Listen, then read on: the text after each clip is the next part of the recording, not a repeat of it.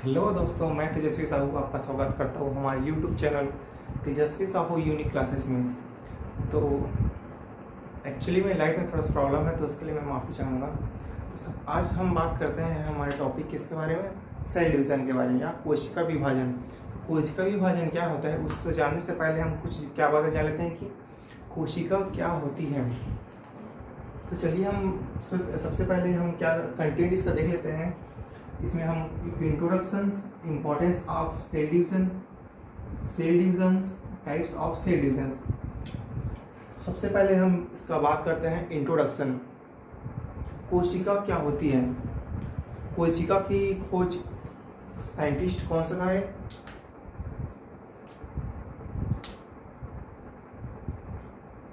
Robert. सबसे पहले कोशिका की खोज रॉबर्ट हुक नामक साइंटिस्ट ने की थी। कोशिका हमारे बॉडी का सबसे स्मॉल यूनिट होता है, जिससे हमारे संपूर्ण होल बॉडी का क्या होता है, इसका फॉर्मेशन होता है। जैसा आप सभी को पता होगा क्या चीज़ कि हमारे बॉडी में सबसे पहले क्या पाया जाता है, सेल्स के जस्ट जो बहुत सारे सेल्स आपस में मिलकर क्या बनाते हैं, एक टिश्यू का फॉर्मेशन करते हैं। और ये सभी टिश्यू ऊतक जो है आपस में मिलकर क्या करता है, हमारे एक बॉडी का क्या होता है, वो निर्माण करता है। तो उसके बाद हम क्या देंगे, इसका इम्पोर्टेंस ऑफ सेल डिवीजन। कोशिका विभाजन के मुख्य क्या महत्वपूर्ण है। तो हम क्या देखते हैं कि कोशिका विभाजन का मुख्य रूप से उपयोग किसमें करते हैं, हमारे जो डेवलपमेंट, ग्रोथ और रिप्रोडक्शन, इन तीनों के अलावा और बहुत सी ऐसी चीज़ें होती हैं जिसमें कहता है कोशिका विभाजन का मुख्य रूप से उपयोग होता है। दूसरा पॉइंट हम देखेंगे क्या, सेल डिवीजन। तो चलिए हम बात करते हैं अब सेल डिवीजन के बारे में। सेल डिवीजन एक्चुअली में होता क्या है, कोशिका विभाजन मुख्य रूप से एक ऐसा प्रोसेस होता है, एक जैविक प्रोसेस होता है, जिसमें क्या होता है कि एक सेल पहले वो क्या करेगा, ग्रोथ करेगा, या उसमें क्या होगा, रिप्रोडक्शन होगा। फिर क्या करेगा, वो ग्रोथ करने के बाद क्या होता है, उसमें क्या होता है, जो स्मॉल से जो बिगर से कोशिका रहती है, वो क्या होता है, टूट कर अपने छोटे छोटे भागों में टूट जाता है कोशिका विभाजन के द्वारा, और अपने समान क्या होता है या अपने स्वरूप दो या दो से अधिक कोशिका का क्या होता है, वो निर्माण करता है।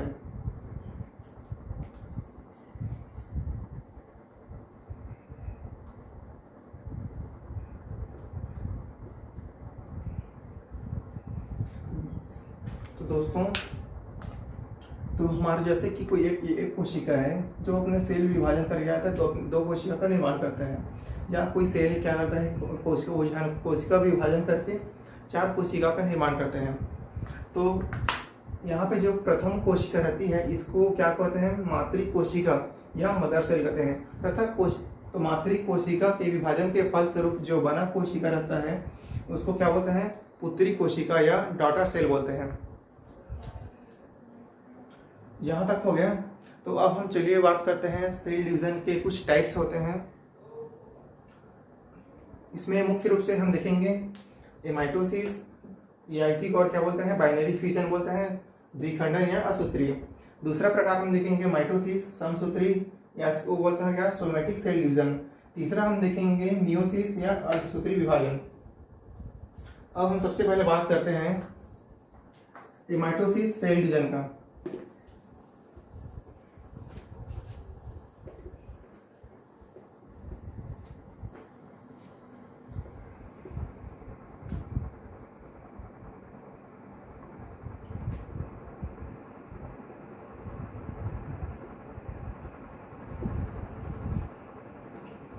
माइटोसिस असूत्रीय द्विखंडन कोशिका विभाजन एक ऐसा प्रोसेस होता है जिसमें मुख्य रूप से किसके में पाया जाता है, ये प्रोकैरियोटिक, बैक्टीरिया, प्रोटोजोआ, अमीबा में इस प्रकार की कोशिका विभाजन पाए जाते हैं। इस प्रकार की कोशिका विभाजन में क्या होता है, कोई कोशिका रहती है, इसमें क्या पाया जाता है, क्रोमोसोम। ये क्रोमोसोम का सबसे पहले क्या होता है, रेप्लिकेशन होता है या द्विगुणन।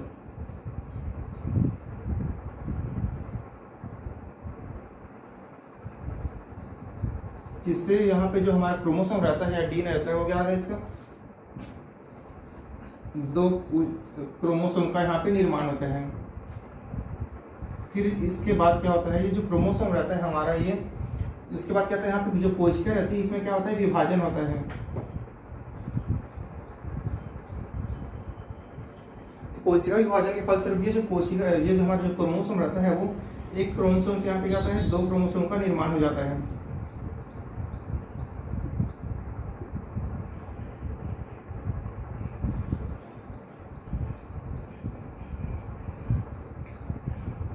तो देखिए जो हमारा असूत्री कोशिका विभाजन का इसका मुख्य विशेषता ये होती है कि जिस प्रकार समसूत्री विभाजन में क्या पाया जाता है हमारा स्पाइंडल, या इसी को क्या बोलते हैं, तंतु। हमारे जो अमाइटोसिस या असूत्री विभाजन में जो है तंतु का इसमें निर्माण नहीं होता, सीधे क्या होता है कोशिका जो क्रोमोसोम होता है, कोशिका में क्रोमोसोम इसका डायरेक्ट रेप्लिकेशन होता है। रेप्लिकेशन होने के बाद ये सीधा 2 भागों में विभाजित होकर ये टूट जाता है। इसके हम दूसरे टाइप्स की बात करेंगे कोशिका का, कौन सा, ये माइटोसिस या समसूत्री कोशिका विभाजन।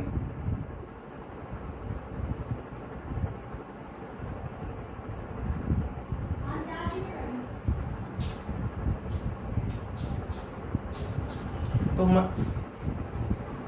समसूत्री कोशिका विभाजन क्या होता है, एक ऐसा प्रोसेस होता है जिसमें कोई सेल जो है अपने कोशिका विभाजन करके एक कोशिका से 2 कोशिका का निर्माण करता है, तथा जो नए बनी कोशिका होती है उनमें गुणसूत्र की संख्या समान होती है जितना कि हमारी मातृ कोशिका में रहती है। दोनों कोशिका आपस में संपूर्ण गुणों में कहा जाए तो दोनों में बिल्कुल समानता होती है, इसमें किसी भी प्रकार का कोई डिफरेंस नहीं होता। इसमें हम देख लेते हैं किस प्रकार का विभाजन होता है।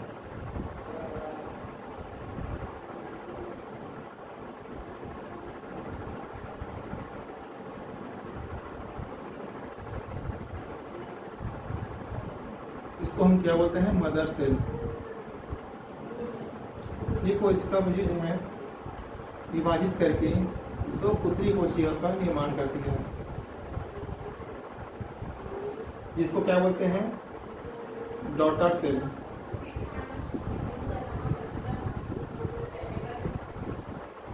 ये दोनों आपस में क्या रहते हैं, आइडेंटिकल।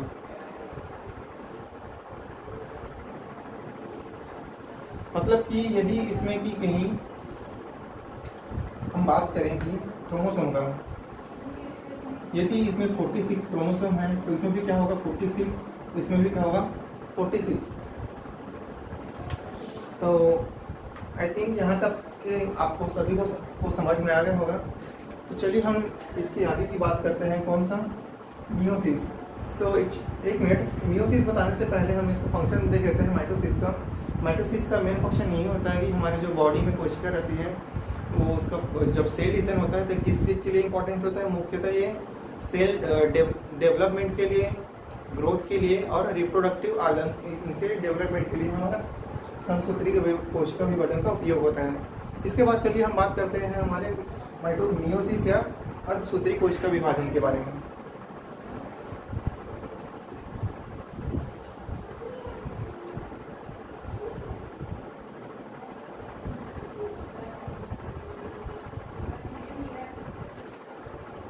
जैसे कि हमने अभी पिछले में पढ़ा, कौन से में, समसूत्री विभाजन में, कि जो कोशिका रहती है मुख्य कोशिका से क्या होता है 2 कोशिका की निर्माण होती है, जो कि एक दूसरे से क्या होता है संपूर्ण आइडेंटिकल होता है।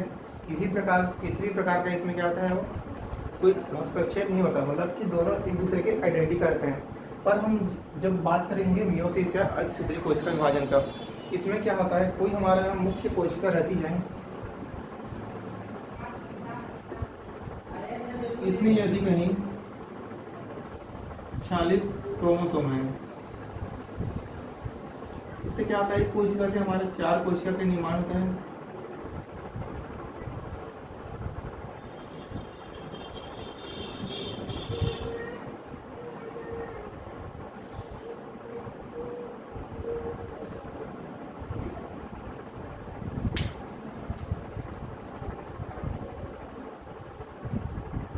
इसकी विशेषता यह है कि जी हमारे यदि कहीं पे हमारे क्रोमोसोम कितना है 46, तो जो हमारी मातृ कोशिका की यदि कहीं क्रोमोसोम की संख्या 46 होती है तो इस कोशिका मातृ कोशिका की कोशिका विभाजन के फलस्वरूप बने जो हमारे कोशिका रहती हैं उनमें गुण संतुलन की संख्या घट कर क्या आती है, आधी हो जाती है।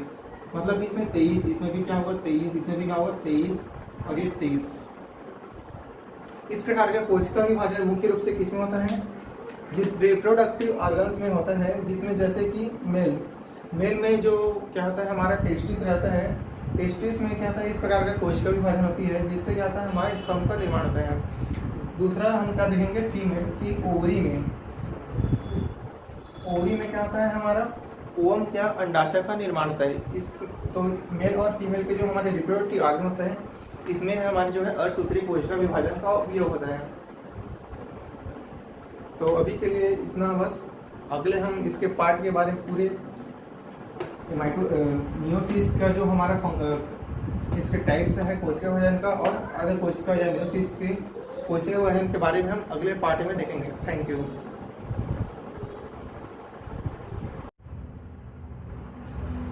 तो चलिए हम बात करते हैं हमारे सबसे पहले कोशिका विभाजन कौन सा, समसूत्री कोशिका विभाजन, इसको और क्या कहते हैं कायिक या सोमैटिक कोशिका विभाजन।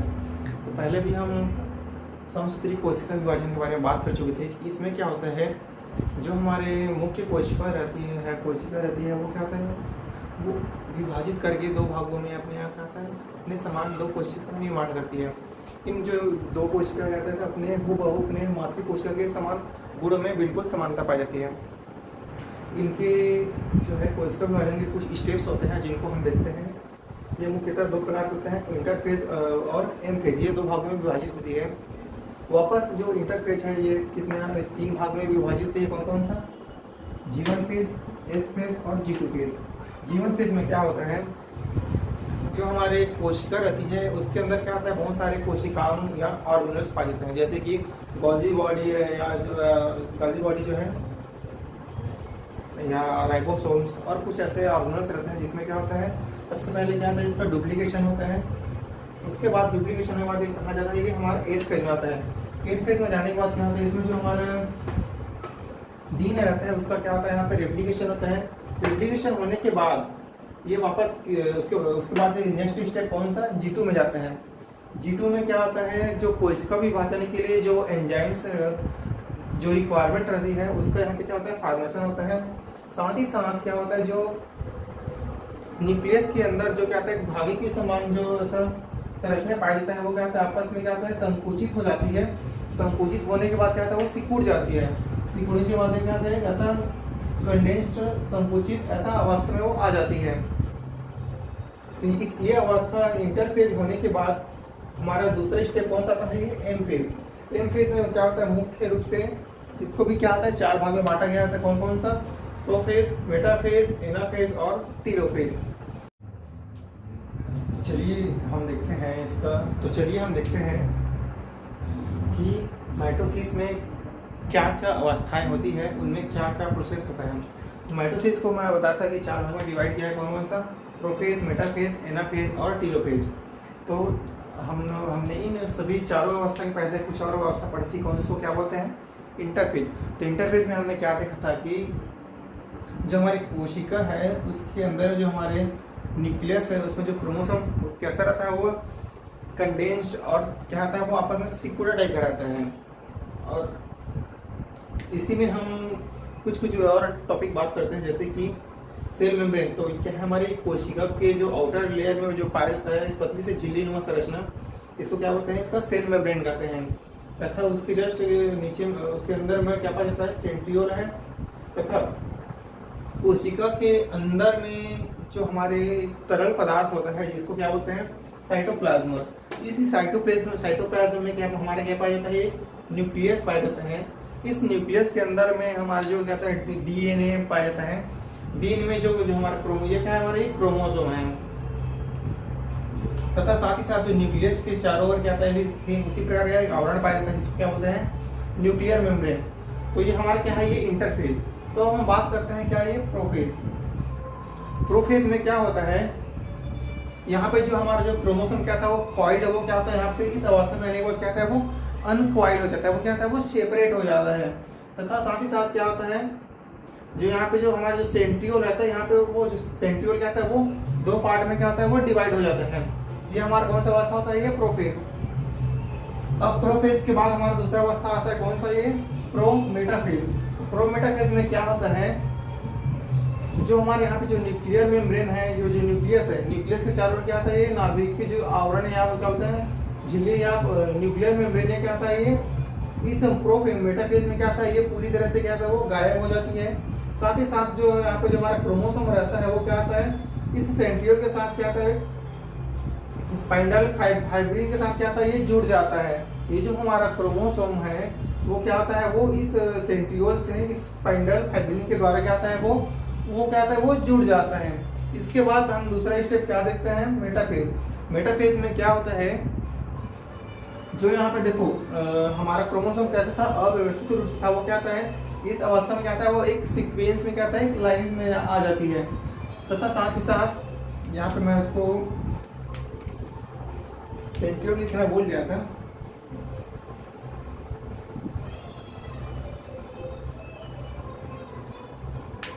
तो मैं क्या बताया कि मेटाफेज में क्या होता है, ये जो हमारा क्रोमोसोम क्या था, एक सीक्वेंस में आ जाता है। तथा साथ ही साथ यहाँ पे क्या होता है, कैरियोटाइपिंग होता है। कैरियोटाइपिंग अर्थात इसमें जो नंबर ऑफ क्रोमोसोम को हम लोग यहाँ पे क्या करते हैं, काउंट करते हैं।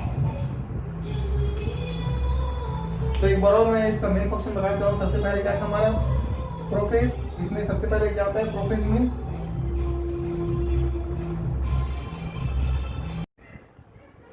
इसके बाद जो हमारा नेक्स्ट स्टेप आता है कौन सा, ये है एनाफेज। एनाफेज में क्या होता है, जो हमारा यहाँ पे जो हमारा सेंट्रोमियर रहता है, जिस सेंट्रोमियर किसे कहते हैं, जो क्रोमोसोम के जो लोब्स रहते हैं, जिस बीच भाग से सेंटर पार्ट से जुड़ा होता है, उसको क्या बोलते हैं, सेंट्रोमियर। तो इस एनाफेज में क्या होता है, जो सेंट्रोमियर रहता है वो क्या होता है, दो पार्ट में टूट जाता है। टूटने के बाद ये एनाफेज को यहाँ पे मैं दो भाग में बांटा गया हूँ। सबसे पहले स्टेप में क्या होता है, जो सेंट्रोमियर है वो क्या होता है, दो भाग में टूट जाता है। और टूटने के बाद क्या होता है, ये अपने से क्या होता है, दोनों जो है अपोजिट डायरेक्शन में क्या होता है, ये मूवमेंट करना चालू हो जाता है, मूवमेंट करता है और ये अपोजिट डायरेक्शन में क्या होता है, ये चला जाता है सेंट्रियोल तक के। उसके बाद हम दूसरे स्टेप क्या देखते हैं, ये एनाफेज के बाद हमारा क्या आता है, टीलोफेज। टीलोफेज में क्या होता है, ये जो हमारा जो सेल मेम्ब्रेन सेल रहता है, सेल क्या आता है, यहाँ पे क्या आता है, इसमें क्या आता है, फरो आता है, फरो इसमें क्या आता है, खांच टाइप का यहाँ पे देख रहे हैं शेप, यहाँ पे क्या होता है, खांच उत्पन्न होता है। साथ ही साथ इसका में क्या होता है, जो हमारा न्यूक्लियर मेम्ब्रेन का क्या होता है, इसमें दोबारा फॉर्मेशन होता है। इसके अलावा इसके जो आवश्यक जो न्यूक्लियस में साइटोप्लाज्म में जो आवश्यक ऑर्गेनल्स रहते हैं, इसका भी क्या होता है, यहाँ पे फॉर्मेशन होता है। इसके बाद हम कौन सा स्टेप देखते हैं, हमारा साइटोकाइनेसिस। ये तो हमारे चारों स्टेप हो गए। इसके अलावा एक और स्टेप कौन सा देखते हैं इसमें, साइटोकाइनेसिस।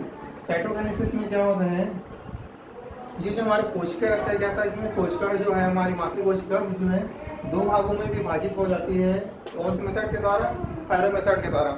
जब ये किस में होता है, ये एनिमल में होता है, जबकि प्लांट में क्या होता है, इसमें सेल प्लेट का फॉर्मेशन होता है, जिसके द्वारा क्या होता है, हमारा जो कोशिका वो दो भाग में विभाजित होता है। इस तरह हम क्या देखते हैं कि इस माइटोसिस में क्या होता है कि एक कोशिका के द्वारा देखते हैं क्या चीज़ की, दो कोशिका का निर्माण होता है, जिसको क्या बोलते हैं, डॉटर सेल कहते हैं। इन दोनों मातृ कोशिका और डॉटर सेल दोनों में क्या होता है, गुणों में बिल्कुल समानता होती है। यदि हमारे मदर सेल में यदि 40 गुणसूत्र हैं, तो हमारे डॉटर सेल में भी क्या रहता है, वो 46 क्रोमोसोम्स रहते हैं। तो चलिए मैं एक बार और इसको रिवाइज करा देता हूँ, ध्यान सुनिएगा सभी। सबसे पहला स्टेप क्या होता है, हमारा क्या है, इंटरफेज है। इंटरफेज में क्या होता है, कुछ नहीं होता है। हम लोग प्रारंभिक क्या सबसे पहले क्या देखते हैं, इंटरफेज में जो हमारा जो क्रोमोसोम कैसा रहता है, वो क्वाइल्ड रहता है। साथ ही साथ उसके बाद उसको छोड़ो, उसके बाद हम क्या देखते हैं कि पहला हमारा कौन सा फेज आता है, प्रोफेज। प्रोफेज में क्या होता है, ये जो हमारा यहाँ पे जो क्या पता है, हमारा ये सेंट्रियोल रहता है। सेंट्रियोल का यहाँ पे क्या होता है, दो भाग में डिवाइड होता है। तथा साथ ही साथ जो हमारा क्रोमोसोम जो क्वाइल था, वो क्या था, वो अनक्वाइल अलग अलग हो जाता है। इसके बाद हमारा कौन सा स्टेप आता है, प्रोमेटाफेज। इसमें दो चीज़ देखेंगे क्या, कि यहाँ पे जो हमारा क्रोमोसोम रहता है, वो क्या होता है, वो इस सेंट्रियोल के द्वारा क्या आता है, स्पाइंडल फाइब्रिन के थ्रू क्या आता है, वो जुड़ जाता है। इसके बाद हम क्या दे रहे थे, मेटाफेज। मेटाफेज में क्या होता है, ये जो हमारा क्रोमोसोम है क्या होता है, एक सीक्वेंस में आ जाता है। और साथ ही साथ इसमें क्या होता है, हमारा कैरियोटाइपिंग होता है। कैरियोटाइपिंग मतलब क्या होता है, जो नंबर ऑफ क्रोमोसोम क्या होता है, इसमें काउंट किया जाता है। जैसे आप सभी को पता होगा कि एनिमल में क्या होता है 46 क्रोमोसोम पाए जाते हैं, तथा माइस चूहा में क्या होता है 40 क्रोमोसोम 40 क्रोमोसोम पाया जाता है। इसके बाद हमारा क्या आता है एनाफेज आता है। इसमें क्या होता है, ये जो हमारा सेंट्रोमियर रहता है यहाँ दो भाग में डिवाइड हो जाता है। डिवाइड होने के बाद क्या आता है, ये अपोजिट डायरेक्शन में क्या आता है, विपरीत ध्रुव की ओर क्या आता है वो चला जाता है। इसके बाद कौन सा स्टेप आता है हमारा टीलोफेज। टीलोफेज में क्या होता है, ये जो कोशिका रहता है इसमें क्या होता है खांच उत्पन्न होता है, तथा साथ ही साथ जो हमारे न्यूक्लियस है क्रोमोसोम के चारों ओर क्या आता है कि न्यूक्लियस मेम्ब्रेन का फॉर्मेशन होता है। तो इसके अलावा जो आवश्यक ऑर्गेनेल्स कोशिका में रहते हैं उनका भी क्या होता है निर्माण होता है। इसके बाद लास्ट स्टेप कौन सा आता है साइटोकाइनेसिस। इसमें जो हमारा मुख्य कोशिका रहती है वो फॉरो मेथड के द्वारा दो भाग में विभाजित हो जाती है, जिससे एक कोशिका से दो कोशिका का निर्माण होती है। तो आज के लिए इतना ही, थैंक यू।